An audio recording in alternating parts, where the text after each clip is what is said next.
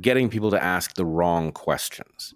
Mm-hmm. And what I have seen, if I look out at the intellectuals of the day, many of them seem to have a smug and at the same time, I think, completely inexplicable belief that conspiracies are not worth worrying about. And many of them have a rationalization for why you don't have to worry about them. They're rare, and so there's some sort of percentage argument. I don't know. But the whole thing strikes me as the product of a psychological operation. That in effect, if what you did is, first of all, I think those who conspire at a sophisticated level have learned certain tricks. One of them is that you release real information fused with garbage.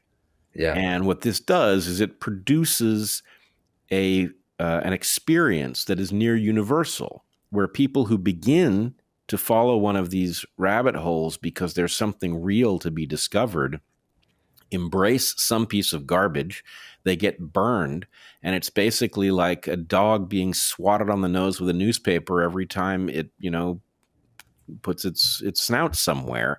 They learn not to do it. And so the basic point is, why would intellectuals who know full well that conspiracies have been a permanent feature of history from the beginning, why would they embrace a position that is in effect a non-starter? Conspiracies aren't worth worrying about.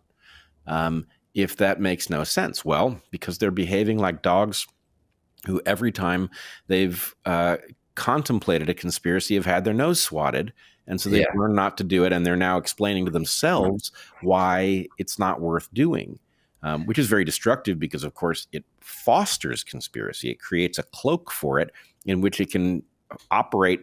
Well, what we've seen during COVID is we've seen conspiracies operating almost in plain sight, right? Conspiracies to suppress information, conspiracies to shape people's understanding, to exploit their fears.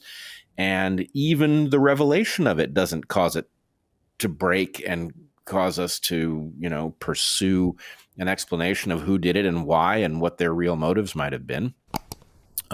So anyway, I'm looking at a population that looks like it was trained not to ask the right questions, which dovetails very well with what you had put on the table. Yeah, it's also funny because who are they asking the questions to?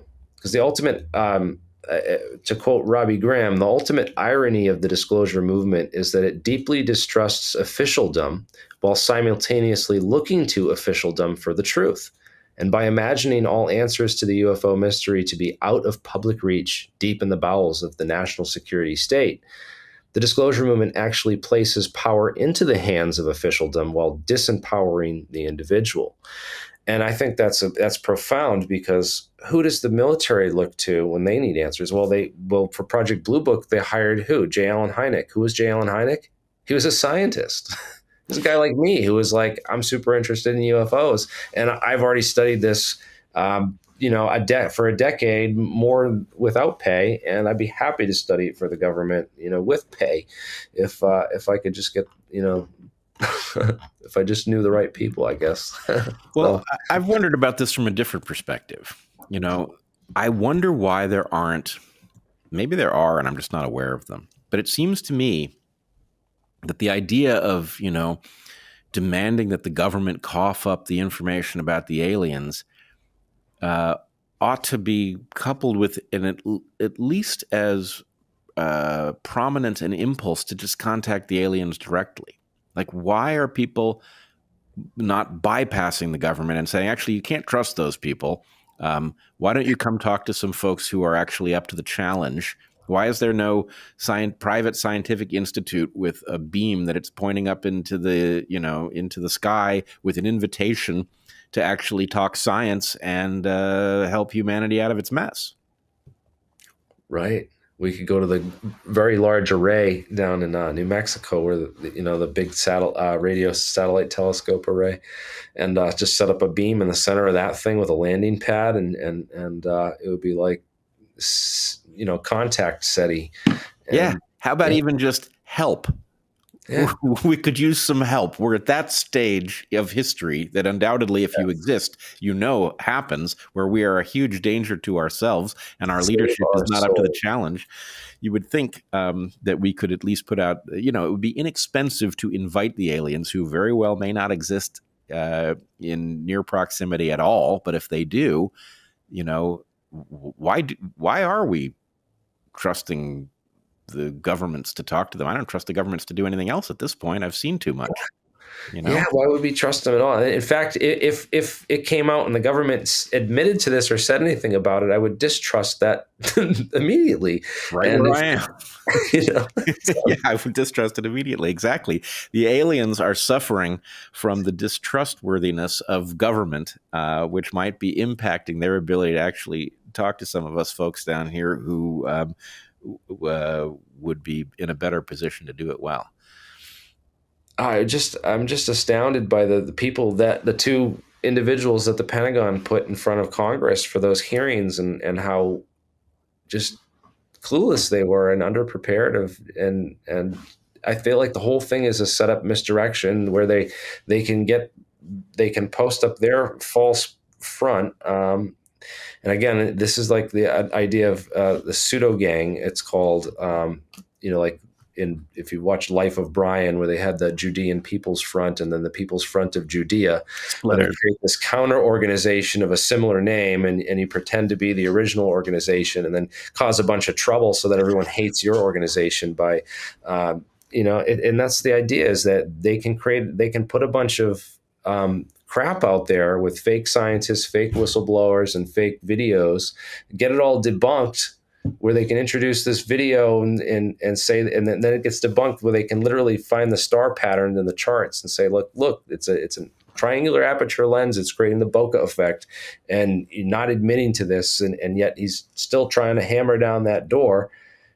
That's a psyop. That's a psyop, because we have such better evidence. Anyone who wants to look into this thing a little bit could find that and know much better questions to ask. But when these are the people that are leading it, and the information that's being presented, you're not going to get any answers, or the answers you're going to get are going to be the wrong ones. And I think that there's a lot of that going on right now with regards to this, because there is credible information that, at least from what I found, for what we're working on, that the public's not being told about. And I think it's more important what's not being talked about than what is, and with regards to this subject. So Yeah, that's fascinating. Unfortunately, I have seen that pattern with COVID, where they create a bunch of fake doctors, right? And then they'll create these fake PhD profiles on Twitter, and you'll follow them thinking it's real information, and then they'll start inserting a lot of bad information with it. I saw that a lot.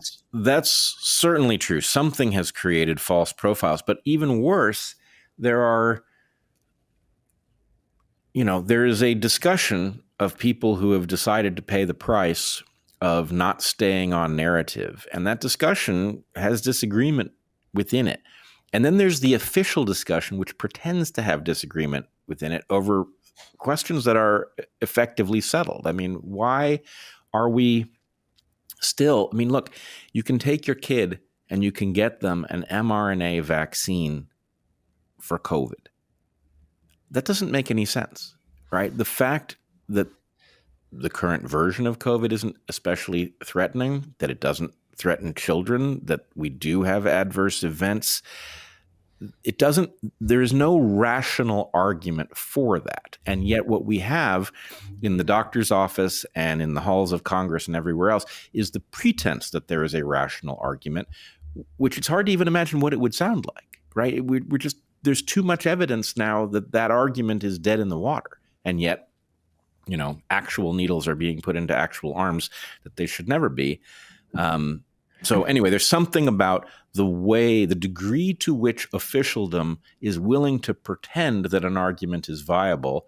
In the case of the UAPs, you're describing people who aren't expert being questioned as if they were, and revealing themselves to be foolish. But the point is, as you say, that is the diagnosis of a psyop, right? That Well, the purpose of such a thing, the it's purpose of essentially querying people who it's a are not experts is to straw fool man. the public.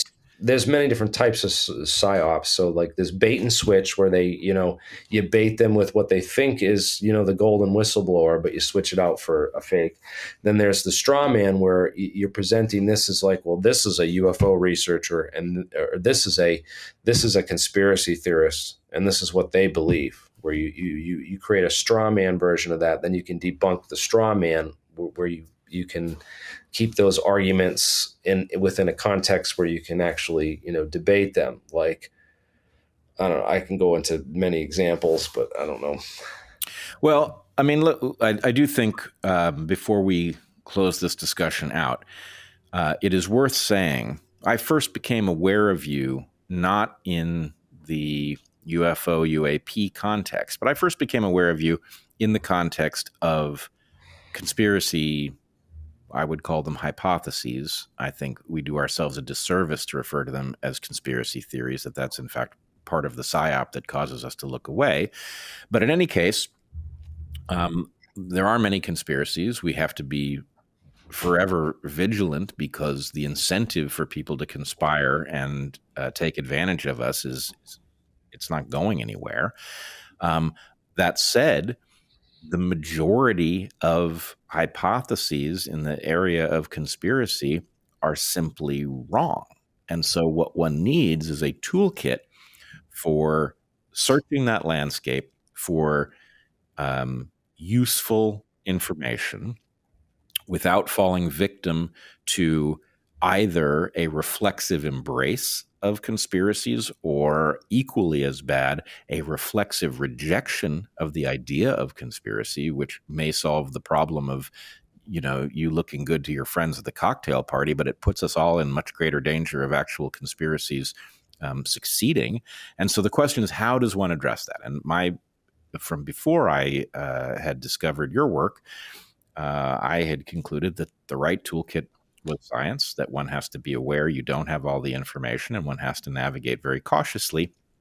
But nonetheless, you can, for example, study Not just that, but you also have to be aware that someone is actively trying to hide the real information from you and present the narrative that's being presented in the mainstream public.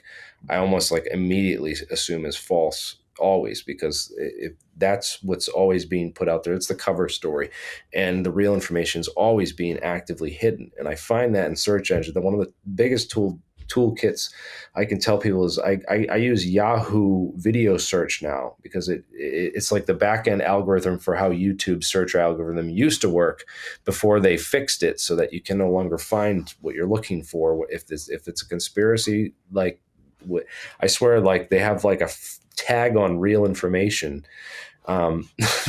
If you start talking about real information on your video, it just doesn't show up in the searches anymore. Oh, believe me, our channel has clearly been flagged in a way.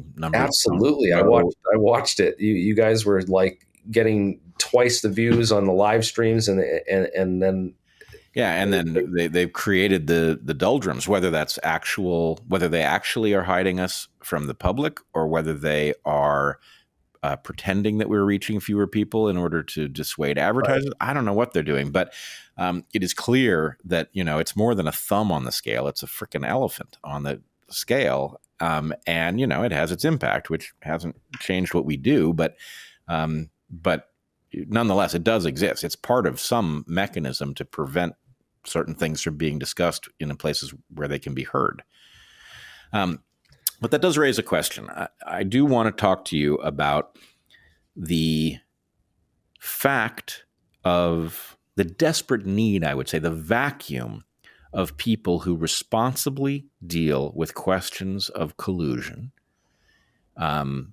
Something that I think you do exceedingly well. I don't know what the ratio is between conspiracies that you have concluded are real and conspiracies that you have debunked, but you have certainly debunked far more conspiratorial ideas than you have embraced. It shows the same skeptical instinct that people have seen in this podcast with respect to UAPs. I mean, you call yourself alien scientist. You're certainly open to and excited for the idea of alien contact, but it doesn't cause you to embrace things that are not supported by evidence, right? So in any case, do you want to say anything about how you have engaged questions of conspiracy and what you've learned about that general topic? Well, it's certainly interesting to see the change in a lot of, because I had a lot of family members and friends that had, for years said, you're like crazy, some of the stuff you talk about and everything. And in the last 2 years, I've had so many people like come back and say, you know what, you were like, I'm going to start listening to you now because everything you've been calling, it's like I can predict the future or something because I'm saying that, you have a group of people that I've been watching that have done a lot of things that are connected to, and a lot of these pieces are connected.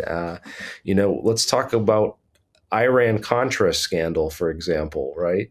The closing statement that Daniel Inouye, the senator from Hawaii, said at the end of the Iran-Contra hearings is that there exists a shadowy government with its own Air Force, its own Navy, its own fundraising mechanisms, and the ability to pursue its own ideas of the national interest, free from all checks and balances and free from the law itself. When you look into the group that was connected to Iran-Contra and you realize that you start tracing these people through a lot of it's a bad apples group. And it's parts of the agencies that have gone rogue over the years and were never reeled back in.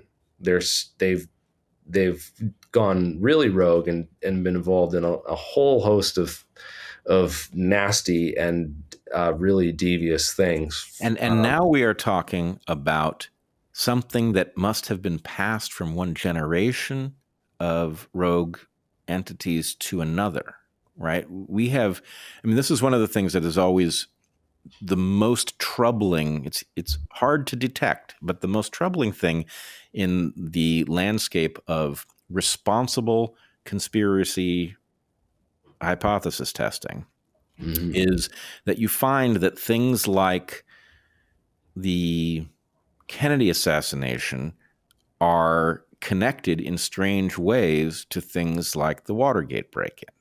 Yes. Right?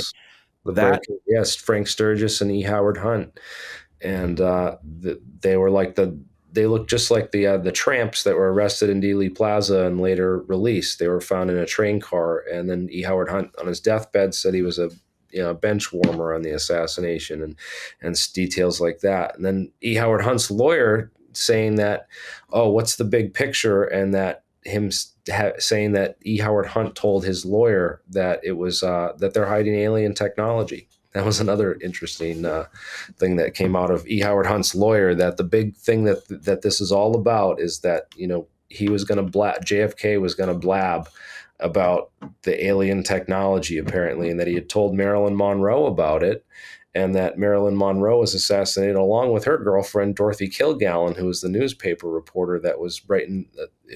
Her last interview that she did was with Jack Ruby. Wait, what? Dorothy Kilgallen, her last interview that she did was with Jack Ruby. It never got published, and she wound up dead before it got published. All right, well, that's a connection I didn't know. So but I did know about E. Howard Hunt and the hobos arrested outside of Dealey Plaza. Yeah, the tramps. There's interesting suspects. They look like some CIA guys that were dressed like hobos, and certainly bear a resemblance to Frank Sturgis, E. Howard Hunt, and I think Gary Campbell. Was the other guy. And of course, the fact that people bear a resemblance doesn't tell you anything. There's been a lot of misidentifications, and other people say it was Chauncey Holt and a number of other people that have. Woody Harrelson's dad said at one point was an allegation of that, but there's also you look at the photography and the stuff that people have pulled out of there, like the Mary Mormon photograph and the badge man. And there's the whole theory that it was a Dallas police officer, one of the Dallas police officers on the grassy knoll that took the shot.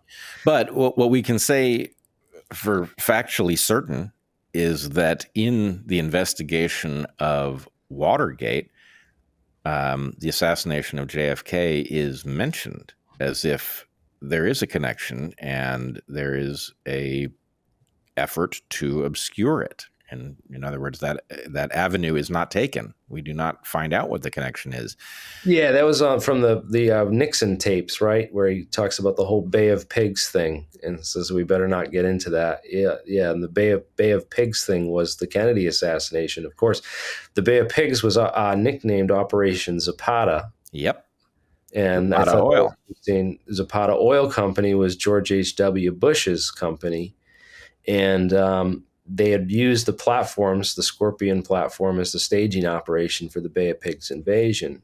And that's why it was nicknamed Operation Zapata. Well, back to the whole issue of the Dallas police force, though, is a lot of the Dallas police officers used to hang out at Jack Ruby's club, the Carousel Club in Dallas, apparently. And one of them, the guy was a guy named Roscoe White who looked just like JFK. No, wait. Tippit was the one that looked like JFK. Like JFK, yeah. The one that got shot. He looked like JFK, and there's a conspiracy that he was the body double and that they needed to make him the body double. Am I incorrect that his nickname was JFK? Yeah. JFK. He looked so much like him.